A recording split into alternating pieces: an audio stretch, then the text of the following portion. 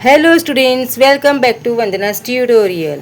आज हम करने वाले हैं हिंदी लोक भारती नवनीत कक्षा 10वीं चैप्टर 10 ठेस के डाइजेस्टिव क्वेश्चन आंसर्स। इसके पहले हम चैप्टर 9 तक कर चुके हैं। अगर आपने वो वीडियोस नहीं देखे तो उन्हें ज़रूर से देखिएगा। प्लेलिस्ट का लिंक आपको डिस्क्रिप्शन बॉक्स में मिल जाएगा। तो हम स्टार्ट करते हैं चैप्टर 10 ठेस पूरक पठन गद्य के डाइजेस्टिव क्वेश्चन आंसर्स, जिसमें सबसे पहले हमें यहाँ पर दिया है विषय प्रवेश, उसके बाद दिया है मुहावरों के अर्थ लिखिए। मुंह लाल होना, क्रोधित होना, ठेस लगना, दुखी होना, बुरा अनुभव होना, फुट फुट कर रोना, जोर जोर से रोना, मुंह लटकाना, निराश होना। देन दिए है टिप्पणी, खेसारी का सत्तू, भुनी हुई लतरी का आटा, पटेर की पाटी, तालाबों में उगने वाले सरकंडे की जाति के पौधे के पत्तों से बनी हुई चटाई, मूंज की रस्सी, सरकंडे के छिलके, मूंज से बनी रस्सी, मोथी घास, नागर मोथा, एक घास जिससे औषधि भी बनाई जाती है, कुछ धार्मिक कार्यों में उपयोगी एक घास, दर्भ। बढ़ते हैं पद्यांश क्रमांक 1 की तरफ, जिसमें सबसे पहले दिए हैं शब्दार्थ। बेगार, बिना मजदूरी के जबरदस्ती लिया गया काम। चटोर, स्वाद लोलुप। मड़ैया, झोपड़ी। चिक, बांस की तीलियों का बना हुआ पर्दा। बेपानी करना, बेइज्जत करना, नाखून से खांट कर, थोड़ा सा। कृति 1, कारण लिखिए। गांव के लोग अब सिरचन को खेत खलियान के मजदूर के लिए इसलिए नहीं बुलाते, लोग उसको बेकारी नहीं बेगार समझते हैं। दूसरे मजदूर खेत पर पहुंचकर 1/3 काम कर चुकते हैं, तब पगडंडी पर तौल तौल कर पाँव रखता हुआ धीरे धीरे कहीं सिरचर राय हाथ में खुरपी डुलाता हुआ दिखाई पड़ेगा। देन उचित क्रम लगाकर लिखिए। तो डायरेक्ट आंसर्स देख लेते हैं। लोग उसको बेकारी नहीं बेगार समझते हैं। मुफ्त में मजदूरी देनी हो तो और बातें हैं, मैं पहले ही पूछ लेता भोग क्या क्या लगेगा, तुम्हारी भाभी ने कहाँ से बनाना सीखी है। देन आता है संजाल पूर्ण कीजिए। एक ऐसा भी समय था जब सिरचन की मड़ैया के पास बाबू लोगों की सवारियाँ बंधी रहती थी, लोग उसकी खुशामद करते थे। लोग कहते एक दिन का समय निकाल कर चलो।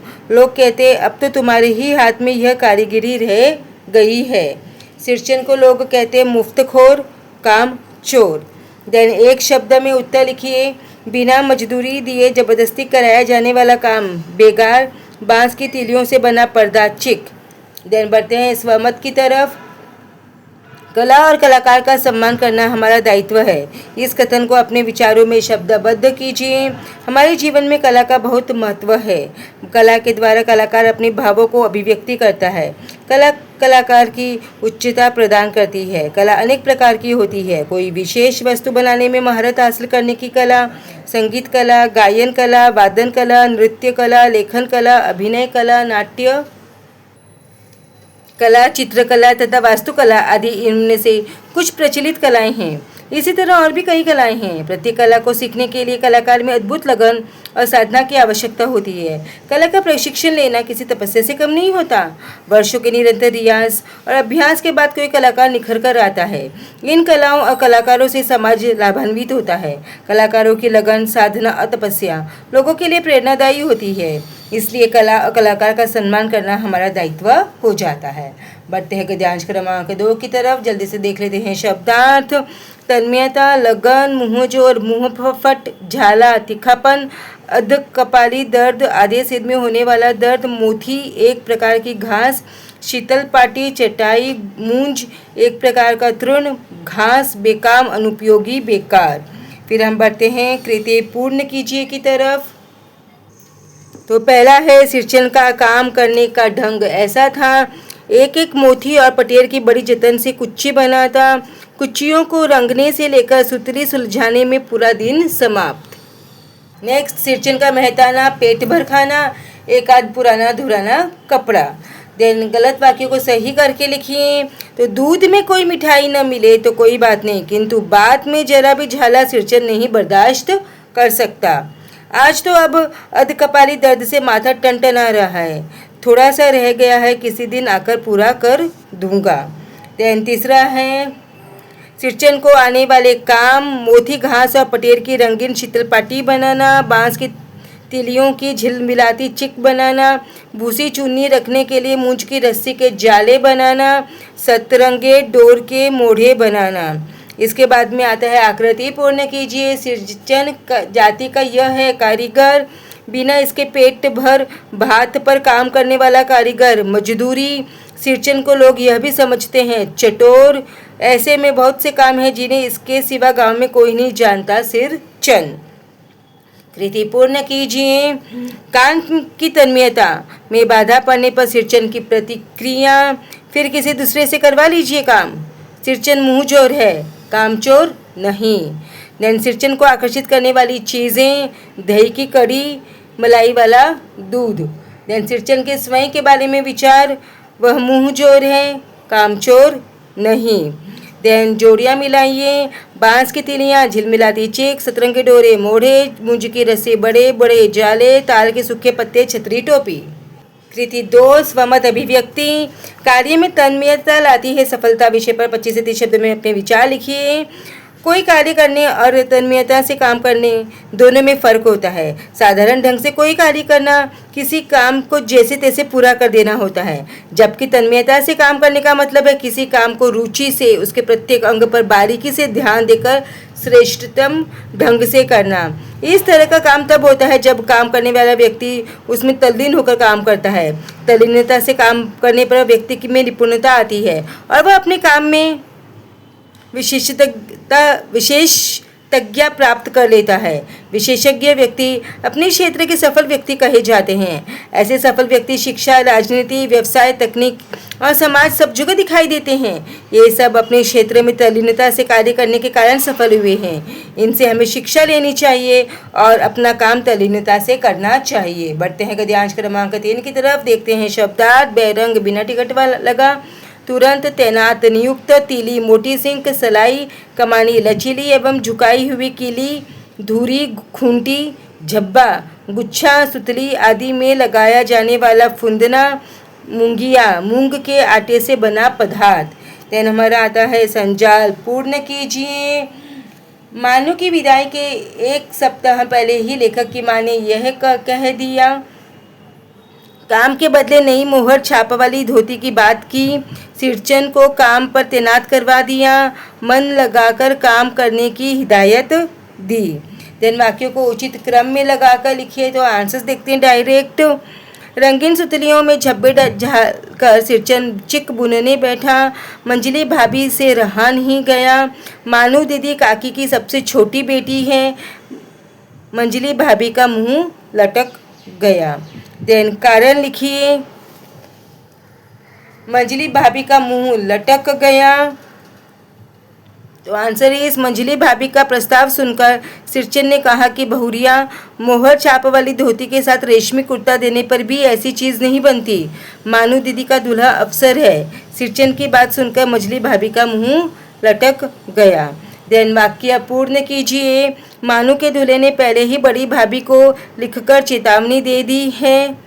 मोहर छाप वाली धोती नहीं, मूंगिया लड्डू। बेटी की विदाई के समय रोज मिठाई जो खाने को मिलेगी। इसके बाद आता है कृति पूर्ण कीजिए। मानू के दूल्हे ने मंगवाई थी 3 जोड़ी फैशन वेल चिक पटेर की 2 शीतल पटियाँ। इसके बाद में आता है स्वमत। मन लगाकर काम करना बस एक गुण है। इस विषय में अपने विचार 25 से 30 शब्दों में लिखिए। किसी भी काम को मन लगाकर अर्थात तन्मयता से करना एक गुण है। उसका फल भी हमें मिलता है। मन लगाकर किए गए काम के परिणाम हमेशा उत्तम होते हैं। जिस काम को करने में मन लगता है वह कभी बोझ नहीं लगता। जो काम मन मारकर करना पड़े वह बोझ बन जाता है। कुछ लोग ऐसे होते हैं जो एक किनारे खड़े होकर नाव की तलाश करते हैं, अर्थात उचित काम और अवसर की तलाश करते रहते हैं और वह अवसर कभी आता नहीं। वे जिंदगी भर इंतज़ार ही करते रहते हैं। कुछ लोग नौकरी में मन लगाकर काम ही नहीं करना चाहते। दूसरे साथी जब मेहनत और लगन से काम करके प्रोन्नति प्राप्त कर आगे बढ़ जाते हैं तो ईर्ष्यावश वे उन्हें अधिकारियों का चमचा आदि कहते हैं। बढ़ते हैं गद्यांश क्रमांक 4 की तरफ। देखते हैं शब्दार्थ। पांति पंक्ति, लक्ष्य करना, ध्यान से देखना, कलेवा, सुबह का जलपान, तमतमाकर, क्रोधित होकर, बत कुट्टी, बात काटने की क्रिया। इसके बाद आता है ये वाक्य किसने किससे कहे। लिखिए, आज सिरचन को कलेवा किसने दिया है। लेखक ने माँ से कहा है। अरे मंजली, सिरचन को बूंदियाँ क्यों नहीं देती। लेखक की माँ ने मंजली भाभी से कहा है। बूंदियाँ मैं नहीं खाता काकी, सिरचन ने लेखक की माँ से कहा है। किसी के नेहर ससुराल की बातें क्यों करेगा वह, चाची ने लेखक की माँ से कहा है। देन आकृति पूर्ण कीजिए। सिरचन को काम में मगन होकर खाने पीने की यह न रहती सुध। चिक में सुतली के फंदे डालकर सिरचन ने इस पर निगाह डाली। सूप मानू यह सजाकर बाहर बैठक खाने में भेज रही थी। पान, अरे मंजली, सिरचन को यह क्यों नहीं देती। बूंदिया। देन संजाल पूर्ण कीजिए। माँ ने तमक कर सिरचन से कहा, सिरचन तुम काम करने आए हो, अपना काम करो। बहुओं से बात कुट्टी करने की क्या ज़रूरत है। जिस चीज़ की ज़रूरत हो मुझसे कहो। देन स्वमत, बहू के मायके की आलोचना करना उचित नहीं है। इस विषय में अपने विचार 25 से 30 शब्दों में लिखिए। कहा जाता है कि बेटियों का असली घर उनका ससुराल होता है, जिसे असली घर बताया जाता है, यानी कि ससुराल। वहाँ अक्सर बहू को बेगाना समझा जाता है। वहाँ बहू को कोई हक नहीं होता कि वह अपनी इच्छा से कुछ कर सके। हर छोटी बड़ी बात के लिए उसे ससुराल वालों की आज्ञा की आवश्यकता होती है। कभी कभी ससुराल वाले बहू के मायके की आलोचना करने लगते हैं। बात बात पर बहू के मायके वालों की उपेक्षा की जाती है, उनमें मिनमेख निकाली जाती है। परिणाम स्वरूप बहू के मन में ससुराल के प्रति विद्वेष की भावना आ जाती है। हमें बहू और बहू के मायके वालों का सम्मान करना चाहिए, तभी बहू भी ससुराल वालों को सम्मान देगी। बढ़ते हैं गद्यांश क्रमांक 5 की तरफ। देखते हैं शब्दार्थ। अवाक, चकित, स्तब्ध, गम कौवा, सुगंधित, जर्दा, तंबाकू, जली भुनी रहना, नाराज रहना, मस्खरी, दिल लगी, चुहलबाजी, हनहनाता, बड़बड़ाता। देन एक शब्द में उत्तर लिखिए। तो सिरचन ने छोटी चाची से मांगा गम कौवा जर्दा। सिरचन की घरवाली ने यह बुनी थी शीतल पाटी। देन वाक्यों को उचित क्रम लगाकर लिखिए। सिरचन ने मुस्कुराकर पान का बीड़ा मुंह में ले लिया। चाची कई कारणों से जली भुनी रहती थी सिरचन से। बस सिरचन की उंगलियों में सुतली के फंदे पड़ गए, सातों तारे मंद पड़ गए। देन कारण लिखिए। मेरा कलेजा धड़क उठा, हो गया सत्यानाश। चाची ने सिरचन को बुरी तरह डांटा था। मैं जानता था कि सिरचन बड़ा स्वाभिमानी है। अब वह मानू की ससुराल के लिए चिक और शीतल पाटी बनाएगा भी या नहीं। देन सातों तारे मंद पड़ गए। सिरचन बड़ा स्वाभिमानी था। चाची ने उसे बुरी तरह डांटा तो वह उस चिक को, जिसे उसने बड़े मन से बनाना शुरू किया था, अधूरी छोड़कर चला गया। कृति 2 स्वमत अभिव्यक्ति। सिरचन काम अधूरा छोड़कर चला गया, क्या यह उचित था। इस विषय पर अपने विचार 25 से 30 शब्दों में लिखिए। लेखक की चाची के बुरा भला कहने पर सिरचन नाराज होकर काम अधूरा छोड़कर चला गया। इसे किसी भी प्रकार उचित नहीं कहा जा सकता। सिरचन अच्छी तरह जानता था कि चिक और पटेर की शीतल पाटियाँ मानू के अफसर दूल्हे की फरमाइश पर बनवाई जा रही है। मानू उन्हें लेकर ही ससुराल जाएगी। फिर भी उसने काम पूरा नहीं किया और चला गया। यह सिरचन ने ठीक नहीं किया। उसने एक बार भी नहीं सोचा कि दूल्हे की फरमाइश पूरी न होने की स्थिति में मानू को ताने सुनने पड़ सकते हैं। सास ससुर व घर के अन्य सदस्यों की नाराजगी का शिकार होना पड़ सकता है। उस समय वह मानू, जिसके प्रति सिरचन के मन में भी स्नेह था, कितनी दुखी होगी। सिरचन का काम अधूरा छोड़कर जाना मुझे उचित नहीं लगा। विद्यार्थी अपने विचार लिख सकते हैं। आप इसमें और भी आंसर्स लिख सकते हैं अपनी मर्जी से। बढ़ते हैं गद्यांश क्रमांक 6 की तरफ। कदर, इज्जत, झालर, लहरदार, किनारी, बेजा, अनुचित। यह वाक्य किसने किससे कहे, यह भी बेजा नहीं दिखलाई पड़ता। क्यों मानू। बड़ी भाभी ने मानू से कहा। चाची और मंजली भाभी की नज़र न लग जाए, इसमें भी लेखक ने बड़ी भाभी से कहा है। मानू दीदी कहाँ हैं, एक बार देखूं, सिरचन ने लेखक से कहा है। यह मेरी ओर से है, सब चीज़ें हैं दीदी, सिरचन ने मानू से कहा है। देन उचित क्रम में लगाकर लिखिए। मानू कुछ नहीं बोली, बेचारी। ये मेरी ओर से है, सब चीज़ें हैं दीदी। मानू को ससुराल पहुंचाने में ही जा रहा था। मानू फुट फुट कर रो रही थी। कृति पूर्ण कीजिए। मनु को उपहार में मिला शीतल पाटी, चिक और कुश की एक जोड़ी आसनी। नेक्स्ट, 2 ऐसे प्रश्न बनाइए जिनके उत्तर निम्नलिखित शब्द हो। सिरचन ने एंड मानू। किसने दांत से जीभ को काट कर दोनों हाथ जोड़ दिए। मोहर छाप वाली धोती का दाम कौन देने लगी। स्वमत अभिव्यक्ति। सिरचन भावनाओं से परिपूर्ण व्यक्ति था। इस विषय में अपने विचार 25 से 30 शब्दों में लिखिए। सिरचन भावनाओं से परिपूर्ण व्यक्ति है। वह एक उच्च कोटि का कलाकार है। चिक, शीतल पाटी आदि बनाने में पूरे क्षेत्र में उसका कोई सानी नहीं है। लेखक का परिवार, विशेष रूप से उसकी माँ का सिरचन बहुत आदर करता है। लेखक की माँ भी सिरचन की कला का सम्मान करती है। शायद इसलिए लेखक की चाची उससे जली भुनी रहती है। भावुक होने के कारण सिरचन को किसी के द्वारा टोका जाना तनिक भी बर्दाश्त नहीं होता। इसलिए चाची के बुरा भला कहने पर वह नाराज होकर काम अधूरा छोड़कर चला जाता है।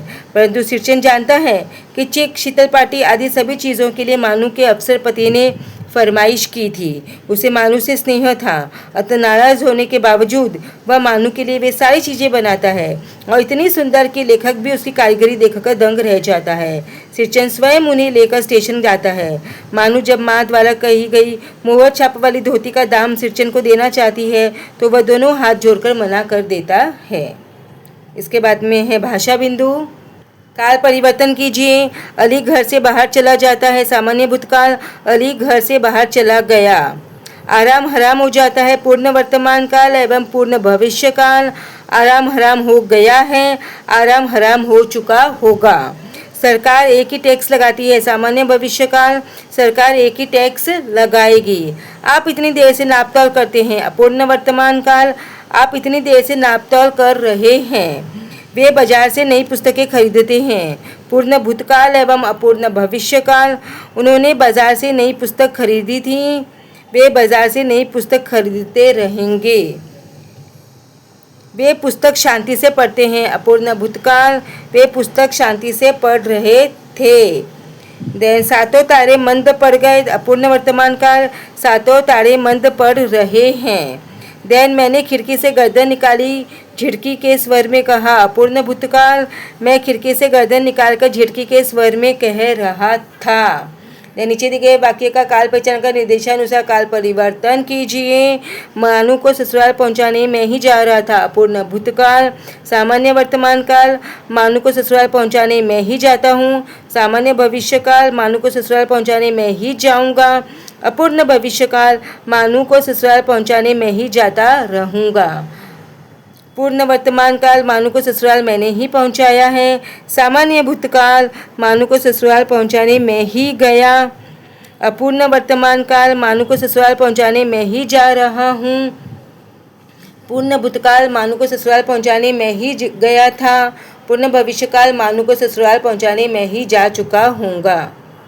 तो बच्चों, आगे बढ़ने से पहले आपसे एक छोटी सी रिक्वेस्ट, अगर आप मेरे चैनल पे पहली बार विजिट कर रहे हो या मेरे चैनल को अभी तक सब्सक्राइब नहीं किया है तो प्लीज़ इसे सब्सक्राइब जरूर से कीजिए और वीडियो को ज़्यादा से ज़्यादा अपने दोस्तों के साथ शेयर कीजिए। उपक्रम कृति परियोजना। तो पहला है लोक कलाओं के नामों की सूची तैयार कीजिए। तो मधुबनी, जादव पाटिया, कलमकारी, कांगड़ा, गोंड, चित्तर, तंजावुर, थंगक, पातचित्र, पिछवही, पिथौरा, फड़, बाटिक, यमुना घाट, वर्ली। इसके बाद में आता है देश की आत्मा गांवों में बसती है। गांधी जी के इस विचार से संबंधित लेख पढ़िए तथा इस पर स्वमत प्रस्तुत कीजिए। हमारा देश कृषि प्रधान देश है। यह गांवों का देश है। भारत की आत्मा गांवों में बसती है। सरित, सरोवर, झील, जलाशय, विविध विटप, वन, पर्वत, खेल खलियान और सहज स्वाभाविक जीवन शैली सब गांवों में ही उपलब्ध हो सकती है। आज भी भारत की 65% से अधिक जनसंख्या गांवों में बसती है, परंतु देश के आर्थिक विकास का लाभ गांववासियों को संख्या के अनुपात में नहीं मिल पाता। आज भी असंख्य गांव की मुख्य धारा से नहीं जुड़ पाए हैं। गांवों की समस्याएं चाहे गरीबी हो, सामाजिक हो, पेयजल हो या बिजली, सड़क, शिक्षा आदि हो, इन्हें कभी भी गंभीर रूप से नहीं लिया गया। शहर के निकट बसे गांवों में तो फिर भी विकास की संभावनाएं बनी रहती है, परंतु दूर दराज के पिछड़े गांवों के विकास के प्रति प्रशासन का ध्यान ही नहीं जाता। देखा जाए तो गांवों की प्रगति से ही पूरे देश की प्रगति जुड़ी है, क्योंकि गांवों से ही हमारी प्रत्येक आवश्यकता अनाज, वस्त्र, कागज, ईंधन, उद्योगों के लिए कच्चा माल आदि की पूर्ति होती है। परिवार के किसी बड़े सदस्य की दिनचर्या की तुलना कीजिए तथा समानता एवं अंतर बताइए। मैं 10वीं कक्षा का छात्र हूँ और उसी स्कूल में पढ़ती हूँ जहाँ मेरी माँ वाइस प्रिंसिपल है और हिंदी की प्राध्यापिका है। हम दोनों 8 बजे बस से स्कूल जाते हैं और 2 बजे घर लौटते हैं। माँ सुबह जल्दी जगती है, नाश्ता और दोपहर का खाना बनाती है, मुझे जगाती है, स्वयं तैयार होती है, फिर हम स्कूल के लिए निकलते हैं। स्कूल से घर आकर मैं कपड़े बदलती हूँ, तब तक माँ खाना गर्म करती है। खाना खाते समय हम दोनों स्कूल व मेरी पढ़ाई के विषय में बातें करते हैं। उसके बाद हम दोनों लगभग 1 घंटा विश्राम करते हैं। 4 बजे माँ फिर से काम पर लग जाती है। विद्यार्थियों का गृह कार्य, कक्षा कार्य आदि जांचना, कभी परीक्षा के लिए प्रश्न पत्र बनाना और कभी परीक्षा की उत्तर पुस्तिकाएं जांचना। हर दिन माँ के पास स्कूल से संबंधित काम होता ही है। मैं भी उनके पास बैठकर पढ़ती हूँ। 6 साढ़े 6 बजे माँ रात के खाने की तैयारी के लिए रसोई में जाती है। इस बीच मैं अपनी सहेलियों के साथ कुछ देर खेलने चली जाती हूँ। 8 बजे पिताजी के आने के बाद हम तीनों खाना खाते हैं। उसके बाद मैं पढ़ती हूँ और 11 बजे सो जाती हूँ। इसके बाद में हमारा आता है महाराष्ट्र में चलाए जाने वाले लघु उद्योगों की जानकारी रेडियो दूरदर्शन पर सुनिए और इसके मुख्य मुद्दों को लेकर लिखिए। तो महाराष्ट्र में चलाए जाने वाले लघु उद्योग और क्षेत्र: कोल्हापुरी चप्पलें कोल्हापुर, वर्ली पेंटिंग ठाणे, लकड़ी के खिलौने सावंतवाड़ी, गंजीफा सावंतवाड़ी, चांदी का काम हुपरी, बिदरी काम बीदर, दरी विदर्भ, बांस का सामान रायगढ़ ठाणे, पीतल के संगीत वाद्य ताल, झांझ, घंटे। फिर हम बढ़ते हैं उपयोजित लेखन की तरफ। तो पुस्तक प्रदर्शनी में 1 घंटा इस विषय पर 80 से 100 शब्दों में निबंध लेखन लिखिए। पुस्तकें अनमोल होती है, वे हमारी सबसे अच्छी मित्र होती है क्योंकि वे ज्ञान विज्ञान का भंडार होती है। व्यक्ति आते हैं और चले जाते हैं, परंतु उनके श्रेष्ठ विचार, ज्ञान, संस्कृति, सभ्यता, मानवीय मूल्य पुस्तकों के रूप में जीवित रहते हैं। पुस्तक प्रदर्शनी और मेले हमारे लिए वरदान है। यह पाठकों और लेखकों का संगम होते हैं। प्रत्येक वर्ष अगस्त में पुणे में कोरेगांव पार्क में पुस्तक प्रदर्शनी और मेले का आयोजन किया जाता है। अनेक पुस्तक विक्रेता और प्रकाशक वहां आते हैं। इस बार मैं भी उस प्रदर्शनी में गया। स्टॉलों पर पुस्तक बड़े आकर्षक ढंग से सजी हुई थी। सभी स्तर और रुचि के लोगों के लिए वहाँ यथेष्ट सामग्री थी। इतिहास, भूगोल, ज्ञान विज्ञान, साहित्य, धर्म, भाषा, यात्रा, जीवन वृत्त आदि सभी विषयों की पुस्तकें वहाँ थी। अनेक स्कूलों के विद्यार्थी वहाँ आए हुए थे। बच्चे बड़े सभी पुस्तकें खरीदने में व्यस्त थे, उनको देख पढ़ रहे थे। कुछ लोग ग्रुप में खड़े पुस्तकों पर चर्चा कर रहे थे। मेरे पास समय का अभाव था। मैंने अपने और छोटे भाई के लिए मुंशी प्रेमचंद का कहानी संग्रह तथा हिंदी का एक शब्दकोश खरीदा। तो बच्चों, इसी के साथ में हमने डाइजेस्ट के क्वेश्चन आंसर्स ठेस के फिनिश किए। नेक्स्ट वीडियो में हम मिलेंगे कृषक गान के साथ। तब तक take care and keep watching Vandana's tutorial. मिलते हैं नेक्स्ट वीडियो में। Thank you for watching.